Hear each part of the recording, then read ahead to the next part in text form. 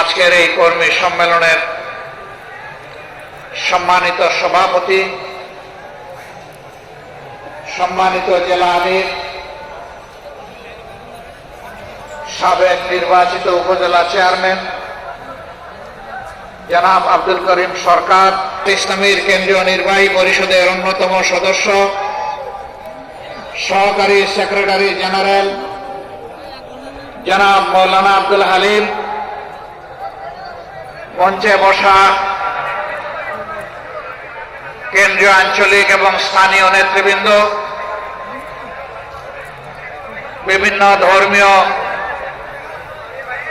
রাজনৈতিক সংগঠনের সম্মানিত নেতৃবৃন্দ, গর্বিত শহীদ পরিবারের সম্মানিত সদস্যবৃন্দ, আমার সহকর্মী ভাই ও বোনেরা, সাংবাদিক বন্ধুগণ, আমি আল্লাহ তাবারক ওয়া তাআলার শুকরিয়া আদায় করছি যে রাব্বুল আলামিন আজকে মুক্ত পরিবেশে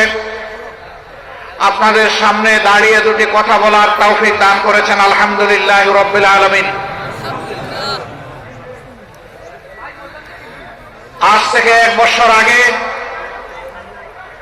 আমরা কল্পনাও করিনি এরকম একটা পরিবেশ বাংলাদেশের জনগণ গেল বছর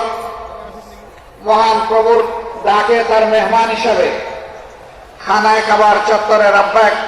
আল্লাহুম্মা লাব্বাইক বলার সুযোগ হয়েছিল। সেজদায় পড়ে আমি শুধু নই, বাংলাদেশের লাখো লাখো মজলুম হাজি, হজ করতে যারা গিয়েছিলেন আল্লাহর গোলাম এবং বান্দিরা,